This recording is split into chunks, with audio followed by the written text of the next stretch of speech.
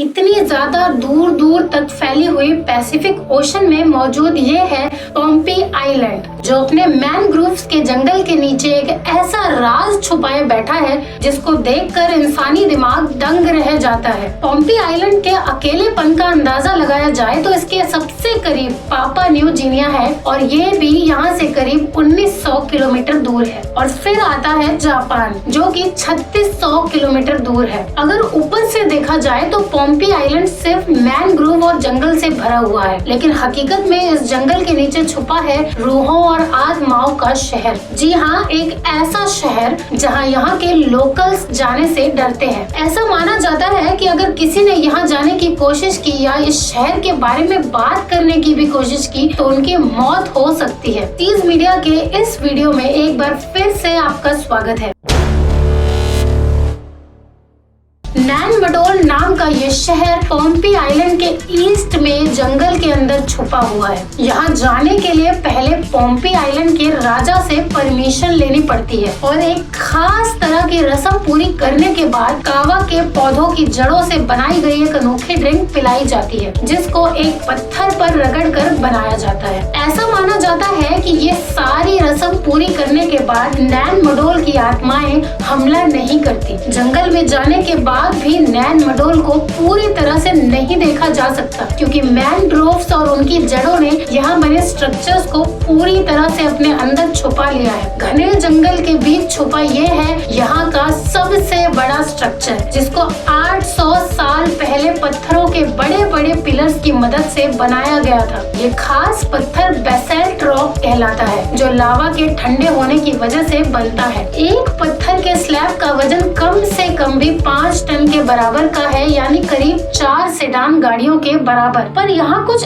ऐसे पत्थर भी हैं जिनका वजन 70 टन यानी 70,000 किलो तक भी हो सकता है। इतना ज्यादा वजन आजकल के एडवांस्ड मशीनरी की मदद से उठाना भी काफी चैलेंजिंग हो सकता है। तो आप ये सोचो कि ये काम 800 साल पहले पैसिफिक ओशन के इस एकांत से एक कोने में कैसे किया गया होगा। इस पहेली की दिलचस्पी गेजा के पिरामिड्स और ईस्टर आइलैंड में बने पत्थरों के स्कल्पचर से हरगिज कम नहीं है। सबसे बड़ी बात ये है कि आसपास का सारा एरिया सिर्फ कोरल रीफ और जंगल से भरा हुआ है। यहाँ इस किस्म के पत्थर मौजूद ही नहीं है। तो फिर आखिर पत्थर लाए कहाँ से गए और इनको उठाया कैसे गया होगा। यहाँ के लोकल्स के बीच कहानियाँ मशहूर हैं कि ये काम जादू की मदद से किया गया था, पर इसकी असल वजह क्या है ये जानना काफी मुश्किल हो सकता है, क्योंकि ना ही यहाँ कोई लिखित इतिहास है और ना ही एविडेंस। सिर्फ कहानियां हैं जो सदियों से चेंज होती आ रही हैं। इस पूरे शहर को अच्छी तरह से जानने के लिए यहाँ के मैनग्रोव्स को काटना बहुत जरूरी है। ये काम तो फिजिकली पॉसिबल ही नहीं है, इसलिए टेक्नोलॉजी की मदद लेने का फैसला किया गया। लीडार स्कैनिंग डिवाइस को ड्रोन में इंस्टॉल करके इस पूरे एरिया की स्कैनिंग स्टार्ट की गई। लीडार की वेव्स इन बड़े पेड़ों के बीच में से तो गुजर सकती है, लेकिन ठोस पत्थरों से टकराकर वापस लीडार डिवाइस में रिकॉर्ड हो जाती है। लीडार के इस डेटा की मदद से अब इस पूरे एरिया का एक 3D मॉडल बनाया जा सकता है। लीडार स्कैन कंप्लीट होने के बाद जो रिजल्ट सामने आया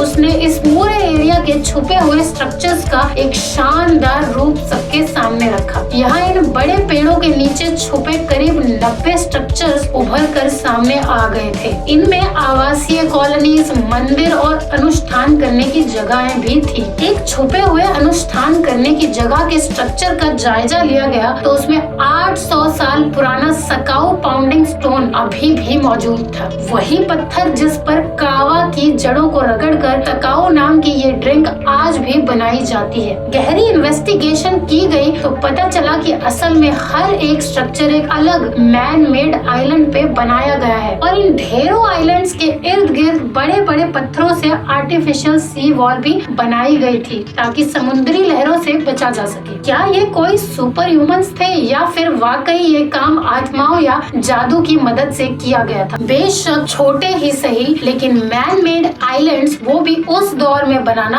वाकई किसी चमत्कार से कम नहीं है। एक तरफ आज की इतनी इतनी एडवांस टेक्नोलॉजी के बावजूद भी दुबई के वर्ल्ड आइलैंड्स वापस समुद्र में कहीं गायब हो रहे हैं और दूसरी तरफ नैन मेडोल में बसने वाले 800 साल पहले मैन मेड आइलैंड्स का पूरा शहर बनाए बैठे थे। आपको ये जानकर बहुत हैरानी होगी कि नैन मेडोल के कई सारे स्ट्रक्चर्स में लगे बसाल्ट रॉक का वजन 7 लाख टन से भी ज्यादा होता है। ये इतना ही वजन है जितना 8 एयरक्राफ्ट कैरियर्स का होता है, या फिर दुनिया की सबसे बड़ी फ्रेट ट्रेन जो कि 8 किलोमीटर लंबी थी, ऐसी 8 ट्रेनों का वजन नैन मेडोल के स्ट्रक्चर्स के वजन के बराबर होता है। अब सवाल ये उठता है कि इतनी बड़ी तादाद में बेसाल्ट रॉक यहाँ आया कहाँ से? पॉम्पी आइलैंड की दूसरी साइड पर करीब 18 किलोमीटर दूर बेसाल्ट रॉक की एक क्वेरी ढूंढ निकाली गई और वो भी पेड़ों ने छुपाई हुई थी। 150 या फिर 200 फीट ऊंची क्वेरी पे चढ़कर देखा गया तो वहाँ पर अभी तक बेसाल्ट रॉक्स के स्लैब्स मौजूद थे जो शायद किसी वजह से यहीं पड़े रह गए होंगे। इन स्लैब्स पर धुएं और राख के निशान पाए गए जिससे ये जाहिर होता है कि इनके बीच में आग लगाकर ऊपर पानी डाला जाता था। और पैसिफिक ओशन में 800 साल पुराने मैन मेड आइलैंड्स की पहेली का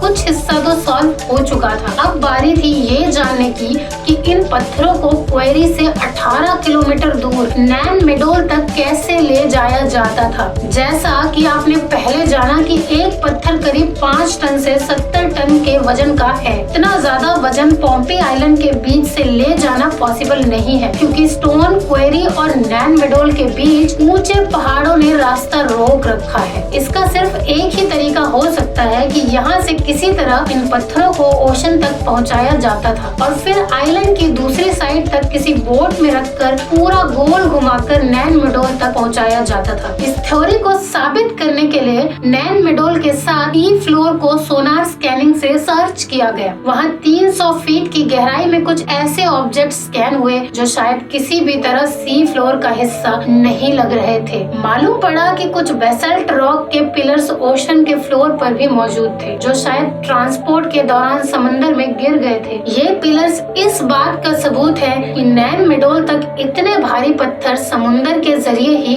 लाए जाते थे। नैन मेडोल पर रिसर्च करने के दौरान हर मोड़ पर कुछ नया देखने को मिल रहा था। रिसर्चर्स का ख्याल है कि अगर यहाँ रहने वाले उस दौर में भी इतने भारी पत्थरों को समुंदर के रास्ते ट्रांसपोर्ट कर सकते थे तो इसका मतलब है कि वो दूसरे आइलैंड्स पर भी गए होंगे। पम्पी आइलैंड से 15 किलोमीटर दूर एंड अटोल नाम के आइलैंड का जायजा लिया गया। वहाँ पर भी कई जगहों पर बसाल्ट रॉक के पिलर्स और ढेर सारे सकाऊ के पत्थर नजर आए। यानी ये कोई मामूली लोग नहीं बल्कि बहुत ज्यादा स्किल्ड लोग थे जो 800 साल पहले भी समुद्री लहरों का मुकाबला करके भारी कार्गो ट्रांसपोर्ट कर रहे थे। रिसर्चर्स और हिस्टोरियंस की टीम ने पॉम्पी आइलैंड्स का और गहराई से जायजा लिया तो उन्हें एक स्टोन आर्ट की साइट नजर आई जहां पत्थरों पर अलग अलग तरह की कार्विंग हो रखी थी। अब ये कार्विंग्स 800 नहीं बल्कि करीब 2000 साल पुरानी है जिनमें एक अनोखा सिंबल भी तराशा हुआ दिखाई दिया। हैरान करने वाली बात यह है कि ऐसा ही सेम सिंबल यहाँ से 3600 किलोमीटर दूर आज के न्यू कैलेडोनिया में भी देखा जा चुका है। यानी ये सिंबल जिस किसी ने भी बनाया था इतना बड़ा सफर बगैर जीपीएस और एडवांस इक्विपमेंट के करना